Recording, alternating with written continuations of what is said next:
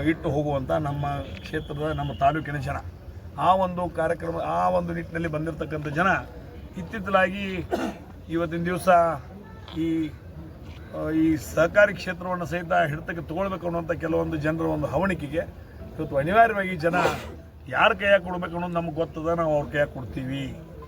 ನೀವು ಅದನ್ನು ಬಲಾಢ್ಯವಾಗಿ ಬೆನ್ನು ಹತ್ತಿ ನಮ್ಮ ಕಡೆಯಿಂದ ಕಸ್ಕೊಂಡ್ರೆ ಆಗೋದಿಲ್ಲ.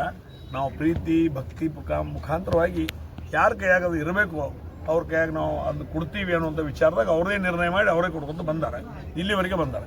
ಕಳೆದ 40 ವರ್ಷಗಳಿಂದ ಈ ಒಂದು ವಿಷಯವಾಗಿ ಹುಕ್ಕೇರಿ ತಾಲೂಕಿನಲ್ಲಿ ಚುನಾವಣೆ ಜರುಗಿಲ್ಲ. ಇವತ್ತಿನ ದಿನಮಾನ ಜರುಗ್ತಾ ಇದೆ. ಬಹುಶಃ ನಮ್ಮ ಜನರಿಗೂ ಇದು ಒಂದು ಹೊಸದು.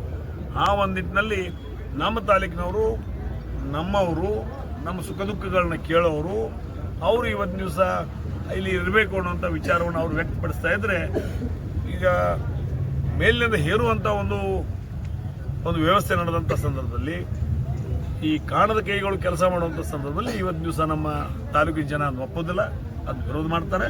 ಅದನ್ನು ಇವತ್ತು ದಿವಸ ನಾವು ಈ ಒಂದು ಕ್ಷೇತ್ರದ ಶಾಸಕರಾಗಿ ದಿವಂಗತ ಉಮೇಶ್ ಅನಕತ್ತಿಯವರು 40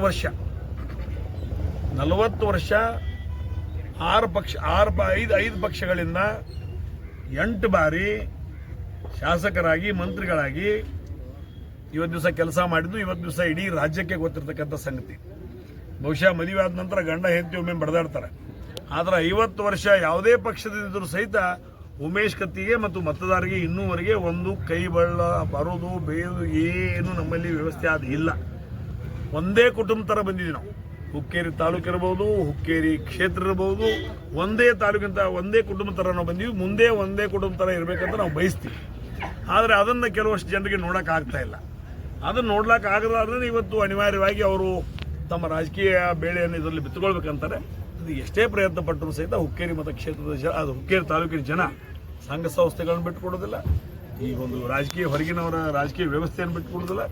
ಆ ಒಂದು ನಿಟ್ಟಿನಲ್ಲಿ ಇವತ್ತು ಅವ್ರ ಮೇಲಿಂದ ಹೇರುವುದನ್ನು, ಮೇಲಿನಿಂದ ಏನು ಹೇರ್ತಾ ಇದ್ದಾರೆ ಅದನ್ನು ಇವತ್ತು ದಿವಸ ದೂರ ಮಾಡೋ ಸಲುವಾಗಿ ಎಲ್ಲರೂ ಒಂದಾಗಿ ಒಕ್ಕಟ್ಟಾಗಿ ಇವತ್ತು ದಿವಸ ಸೊಸೈಟಿ ಸಭೆಯನ್ನು ಮಾಡುವಂಥ ಕಾರ್ಯಕ್ರಮದ ಭಾಗವಿದ್ದಾಗ ಕೆಲವೊಂದು ಏನೋ ಕೋರ್ಟ್ ಮ್ಯಾಟರ್ ವಿಷಯಗಳು ಚರ್ಚೆಗೆ ಬಂದಂಥ ಸಂದರ್ಭದಲ್ಲಿ ಇವತ್ತಿನ ಸಭೆಯನ್ನು ಮುಂದೂಡಿದೀವಿ ಅಂತ ಮಾನ್ಯ ಸೆಕ್ರೆಟರಿ ಅವರು ನನಗೆ ಗಮನಕ್ಕೆ ತಂದಿದ್ದಾರೆ.